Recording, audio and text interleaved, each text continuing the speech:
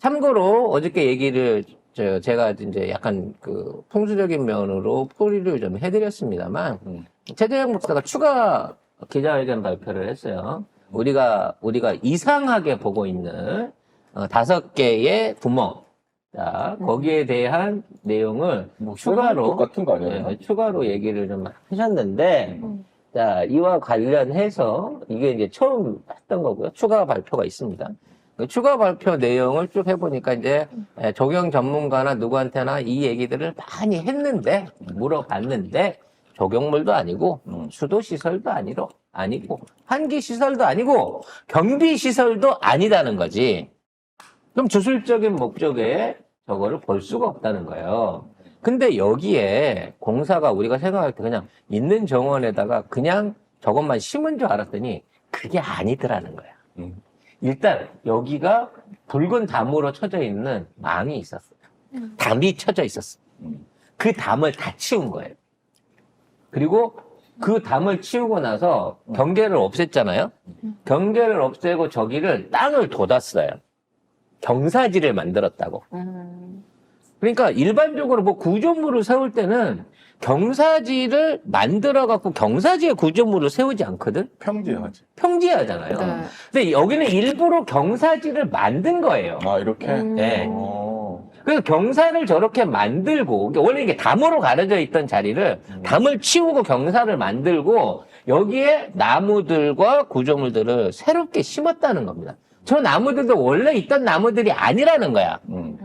그리고 가장 중요한 거는 저기에 흉관을 파가지고 콘크리트 흉관을 파가지고 저기에다가 이게 이상하잖아. 평지에 박은 것도 아니고 사선으로 돼 있는 지역에 박았다는 거지. 공사가 더 어려워요. 그냥 이걸 박을 목적이었으면 그냥 평지에 박으면 되잖아. 근데 경사지를 만든 다음에 저걸 박았어. 저걸 박고 안에다가 뭘 채워서 뚜껑을 덮었다는 거지. 근데 그 안에 뭔가의 사체, 동물의 사체를 태운 재를 넣었다.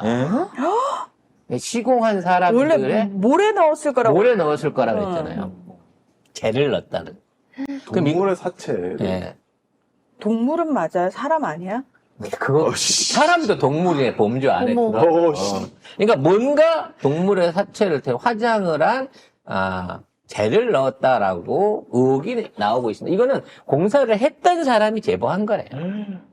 그래서 이제 저는 이게 단순하게 혈맥을 막기 위한 풍수적인 조치일 거다라고 생각했는데 거기에 진짜로 저 안에 사체나 재를 넣었다 그러면 유난히 묘자리만 좋아하는 김건희가 저기다가 흑주술을 쓴 거예요. 흑주술을.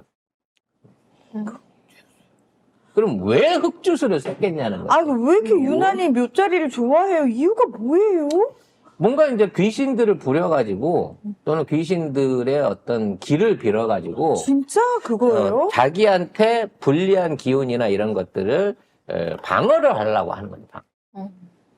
아, 근데 그게 꽁으로 안 될 텐데, 대가를 치러야 할 텐데. 그러니까 여기에 관련돼서 공사 비용이 철거했죠? 땅 돋았죠? 조경했죠? 구조물 깔았죠? 풍수사 불러갖고 조언 들어갖고 저걸 파묻었어요. 그래서 그 시공까지 다 끝냈어요. 공사비 이 정도 면적, 저 정도 토목공사 했으면요. 억대 이상 들었을 거라는 거죠. 그 공사비는 누가 냈냐는 거지. 무슨 명목으로 냈냐는 거지. 지금 공개를 안 하고 있으니까. 계속. 그러니까. 그리고 밝히라는 거야. 밝힐 수 있는 데까지만이라도 밝히라는 거야. 무슨 목적으로 담을 밀고 저기다가, 저런 축대를 조성을 하고 저렇게 했는지. 그래서 저 축대면을 쌓은 것도 따져놓고 주술적 이유 때문에 저 경사면이 만들어진 거예요. 말하자면. 여러 가지로 생각해 볼 수 있습니다. 근데, 보통 이런 식으로 이제 쉽게 말하면, 시체를 세워서, 그러니까 귀신을 세워가지고, 오히려 자기한테 오시는 애군을 막기 위해서 액막이를 했다고 보면, 쉽게 말해서 남쪽 방향에서 올라오는 액을 막기 위한 거였다라고 생각이 돼요. 그러면 저 방향 남쪽에는 뭐가 있을까요? 뭐 있어요? 서초동 중앙지검 있죠. 나는 저거에 대한 방위를 어떻게 해석을 해야 되나라고 봤는데 저게 서초동 중앙지검을 보고 있는 겁니다. 그쪽 방향으로 놓고 본 다음에 제일 먼저 보이는 게 그거야. 그래서 나는 검찰 수사에 그렇지. 검찰 수사를 막기 위해서 이거를 방책을 쓰고 이게 돼 있으니까 나는 잡혀갈 염려가 없어. 나는 검찰에 안 끌려가. 라고 믿고 있는 게 아닌가. 근데 개인적인 생각입니다. 아 네. 그러면 저는 궁금한 게 흑주술이라는 게 통하려면은 비밀스러워야지 통하는 건데 지금 이게 까발려졌잖아요. 아무도 몰랐잖아. 근데 중요한 건 이제 까발려졌잖아요. 응. 의미가 없어지는 거 아닌가요? 그럼에도 불구하고 저거의 정체라든지 저거를 파헤쳐서 원상복귀를 한다든지 요런 행위는 없을 거라는 거죠. 저거는 꼭 필요한 시설이야. 국가 안보적으로 필요한 시설이었어. 라고 하면서 저 시설을 유지시키기 위해서 최선의 노력을 다하지 않겠느냐. 라는 얘기입니다. 여기에 사체에 죄를 넣었다라고 하는 추측은 물론 이제 최 목사님이 제보를 받은 내용이기 때문에 실제로 이 공사를 했던 또는 여기에 대해서 자문을 하거나 했던 사람의 관계자가 아니면 알 수 없는 내용이에요. 근데 이런 공사를 할 때도 그 대통령실 앞이잖아요. 그러면 들어갈 때 보안 검사를 한다고. 당연하지. 근데 그 통과한 사람이 이거를 또 알려줬다?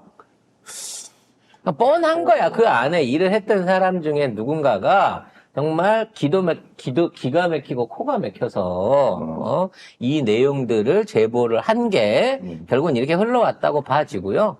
이 정도 되면 이제 전면전입니다. 네. 최재형 목사하고 김건희는 대질 조사를 안 할래야 안 할 수가 없는 상황으로 가고 있다는 거죠. 배질이 아니라 이거는 압수수색을 해야지. 이거 정보 공개 청구를 했는데도 대통령실이 모른 척하고 있다는 거잖아. 계속 모른 척 하겠죠. 몰라요. 외계인이 그 미스테리 서클처럼 저도 모르게 와서 공사를 하고 갔나 봐요. 갑자기? 국방부도 모르고요. 대통령실도 모르고요. 어느 날 보니까 벽이 없어지고 저게 생겼네요. 와, 신기하다. 아마 이런 태도를 취하지 않을까 싶어요. 자, 이런 와중에 당선인들 그때 당선인들을 계속해갖고 관저로 불러들이고 있습니다. 네, 어제 저녁에는 한남동 관저에서 국민의힘 비례대표 초선 당선인들과 만찬을 즐겼습니다. 김건희도 왔는데요. 만찬 시작 전에 당선인들과 인사를 나눴고 기념사진까지 찍었다고 합니다. 그리고 당선인들에게 많이 도와달라, 언제든지 연락하고 자주 놀러와라 라는 말을 했다고 한 참석자가 전했습니다. 많이 도와달라는 특검이 통과 안 되게 많이 도와달라. 요 말이겠죠? 나를 지켜달라. 라는 얘기죠. 자주 오시면 제가 많이 준비할게요. 근데 만수르도 가갖고 거기 가서 물병 한 잔, 페트병에 물 한 잔 얻어먹고 왔는데 자주 가면 뭘 대접하실 건가? 그러면서 이제 이 사람들을 보면 하는 짓이 그래요. 뭔가 이런 걸 하려고 하면 한꺼번에 부를 수 있잖아. 한꺼번에 다 모으면 되잖아. 그러네. 근데 대구 출신 부르고 서울 출신 부르고 이제 비례대표 부른 거야. 부산 출신 4번에 나눠서 불렀어요. 뭐지? 이 얘기는 뭐겠느냐는 거지. 우리가 알려진 거 이상의 뭔가 특별한 당부 내지는 특별한 사과 상자라든지. 권역별로? 권역별로 특별한 사과 상자나 상품권 같은 게 가지는 않았을까. TK 쪽은 좀 덜 줘도 되고. 뭐, 그런 건가? 비례는 좀 많이 줘야 돼요. 김건희가 참석한 곳에서만. 그렇죠. 결국은 이 모든 회랑 중에 대구 출신이 있을 때만 안 갔어요. 그러니까. 서울, 그 다음에 부산, 뭐야? 서울 뭐였나? 서울도 모였죠. 기억이 안 나네. 그 수도권 의원들 모임이 있었다니까. 했어요. 그러니까 수도권 따로 몇 안 됐지 그 사람들은. 그러니까. 그 다음에 대구, 그 다음에 PK, 비례 이렇게 나눠가지고 만나갖고 따로따로 얘기하는 건 뭐냐면 같이 모아놓고 못할 얘기인 거지. 그쪽 군들에 대한 맞춤 접대를 했다라고 볼 수밖에 없다는 거예요. 맞춤 접대요? 네. 무슨 모르지, 탬버린을 쳐줬는지, 일반미를 붙여줬는지 알 수는 없지만, 어찌 됐거나 이런 식으로 정치 공작질을 지금 하고 있다는 겁니다. 그만큼 급하다는 거예요, 얘네들은. 특검 통과되면 끝나니까 이제. 네. 그래서 뭐 여러 가지로 하고는 있습니다만 그래 봐야 별반 소용없을 것이다. 이미 국민들이 이 특검 거부에 대한 어떤 이 분노가 계속 끌어오르고 있고, 오히려 22대 가기 전에 시장병 특검은 21대에서 통과될 가능성도 이제 점점 더 높아지고 있습니다. 그렇게. 뭐, 김웅 의원이 자기한테 특검 통과하겠다는 사람은 뭐, 10명 넘는다고. 그러니까 이게 공개적으로 밝힌 사람은 셋밖에 없는데, 지금 김웅한테 와서, 이게 나머진 비공개잖아요. 얘기한 사람이 10명 넘는다 그러면 이미 최소한 13명이 된 거예요. 이제 5명만 더 움직이면 이제 이 특검이 통과된다는 겁니다. 근데 전에도 말씀드렸다시피 지금 다음 그 22대 연장되는 그 국회의원들, 특히나 국힘당 국회의원들 입장에서는 차라리 이게 터져버리는 게 나은 거예요. 이거 맞으면 종합선물 세트를 밀고 올 거란 말이야. 그럼 종합선물 세트의 두려움은 뭐냐?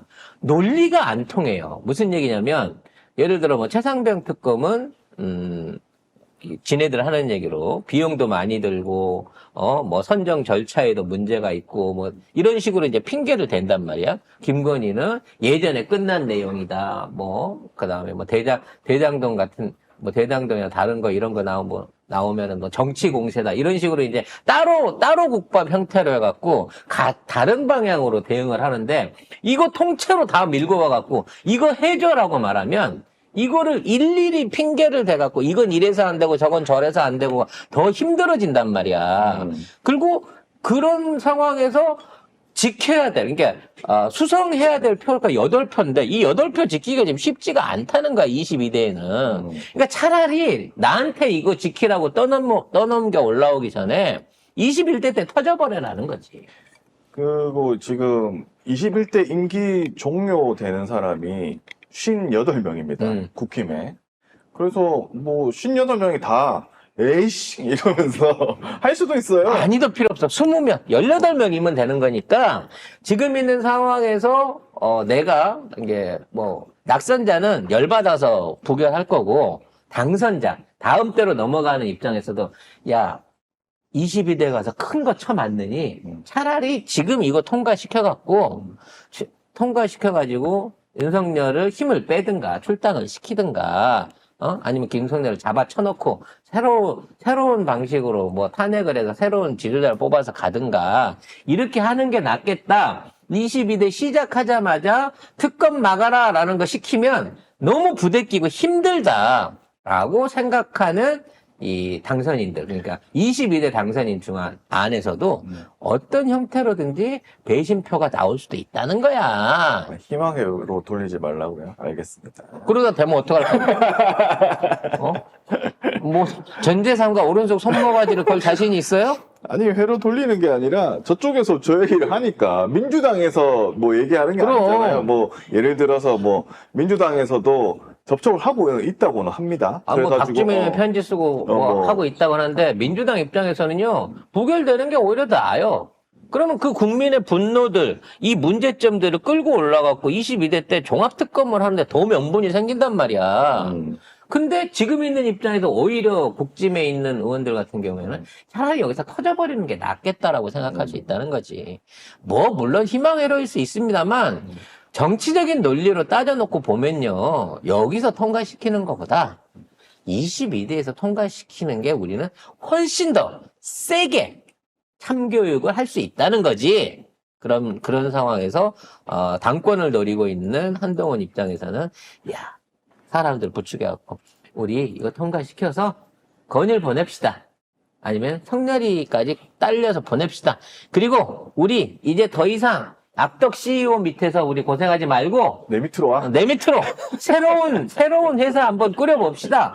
지금 이 작업 치고 있을 수도 있다는 거죠.